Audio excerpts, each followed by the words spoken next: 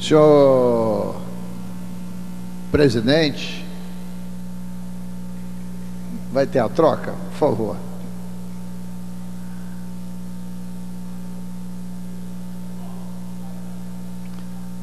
Senhoras e senhores deputados, o tema básico hoje que a mídia divulga é o processo de corrupção que se instala há muitos anos e cada vez se revela com mais rapidez de corrupção no nosso país. E dessa vez envolve corruptores e corruptos. Porque até então muitas matérias jornalísticas existiam apontando só os corruptos, mas sempre isentando os corruptores. Desde das notícias veiculadas pela TV Globo em relação ao processo gravado de corrupção no Hospital do Fundão, envolvendo Locante, Rufolo, Boa Vista e outras, passou a sociedade a enxergar melhor a ação de corruptores e corruptos. No escândalo que hoje se instalou em Goiás e no Distrito Federal, aparece também a figura dos corruptores e dos corruptos.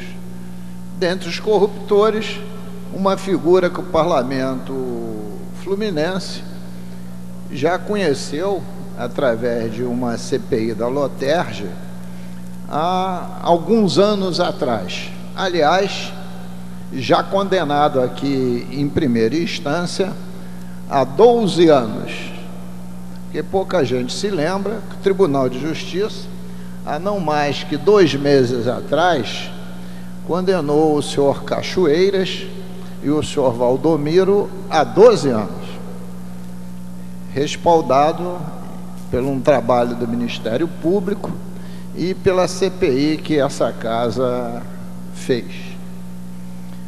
Agora começa a vir à tona, aqui no plenário, desde o dia de ontem, um outro processo de corrupção denunciado já em blogs, mas trazido aqui pelo deputado de Caxias, Samuquinha, que é intitulado do Boi Bom, que envolve Cabo Frio e outros municípios. Aqui foi citado Três Rios, foi citado Angra dos Reis, né? E envolve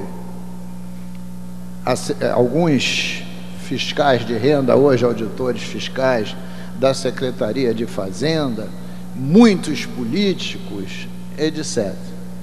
Mas que a gente precisa ter cópia desses autos, para que ninguém foque alguns e aliviem outros.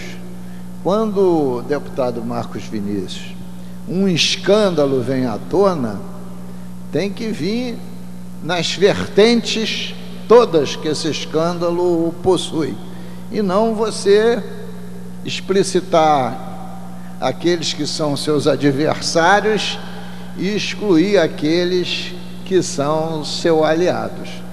Por isso, em relação ao Boi Bom, que é o escândalo do nosso estado hoje, o de amanhã não sei qual será, é necessário que a gente tenha conhecimento desses autos antes de nos aprofundarmos neles.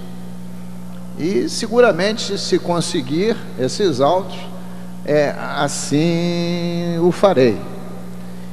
Porque eu vejo que esse momento político que nós atravessamos, um momento muito oportuno, para que todas essas feridas sejam mostradas.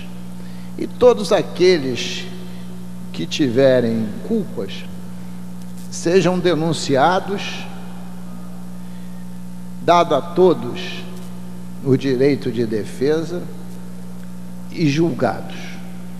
É importante cada vez mais que a sociedade cobre lisura de todos os entes que a compõem, principalmente dos políticos, que estão eleitos pelo voto popular, sejam do executivo, sejam do legislativo.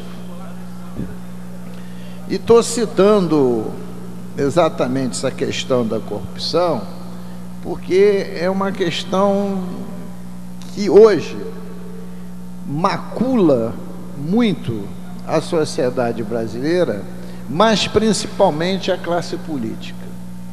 E quando esses escândalos vêm à tona, se nivelam todos. Apareceu o político, está carimbado.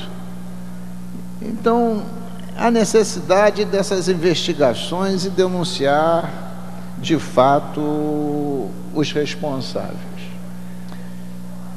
Outro dia, estava eu, deputado Marcos Vinícius, em Pedro do Rio, e um cidadão virou assim e perguntou para mim: deputado, o senhor viu o escândalo do Demóstenes? Eu digo: não só vi, como ouvi e li, e acho que ele já foi para o ralo da história política. Aí o cidadão deu um sorriso e disse assim: a política é assim, sempre sobram aqueles que seus segredos ainda não foram revelados. Ora, isso quer dizer o quê? Que todos são iguais. Existem aqueles que tiveram os seus segredos revelados e os que não tiveram os seus segredos revelados.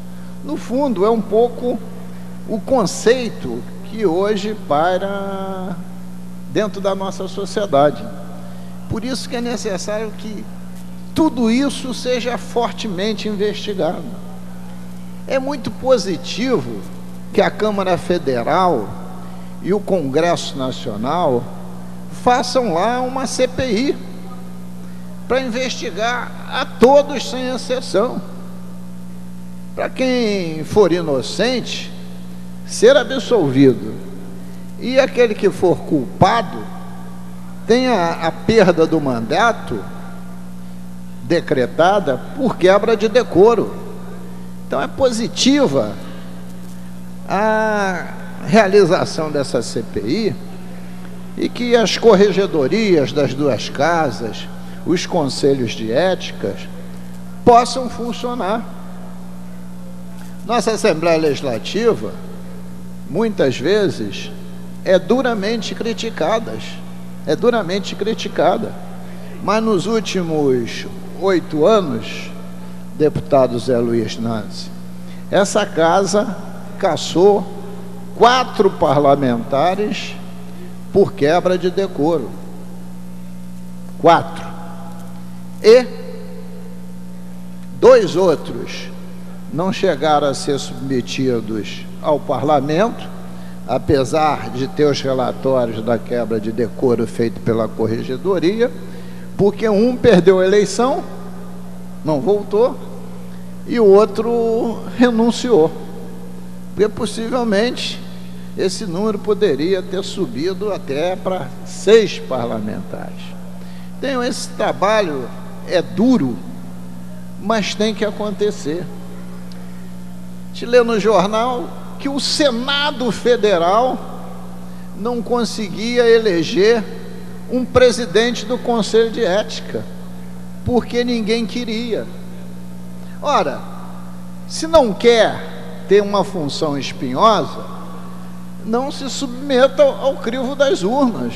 Não é possível que entre 81 senadores não tenha nenhum que queira ir para o desgaste de proceder como manda o regimento interno da casa. E se houver provas, caçar aquele que quebrou o decoro. Nem caçar, porque não é o corregedor que caça, nem um conselho de ética. Ele só propõe. A decisão sempre é soberana do plenário da casa. Então, mas felizmente ontem parece que as coisas começaram a tomar rumo. O Congresso Nacional vai instalar a CPI e o Senado elegeu um presidente do Conselho de Ética. Vamos aguardar agora os desdobramentos, que eles sejam profundos e absolutamente amplo, não livre nenhum parlamentar ou chefe de executivo que esteja envolvido, seja de que partido político for. Muito obrigado, senhor presidente. Meus parabéns, ilustre deputado. Realmente a política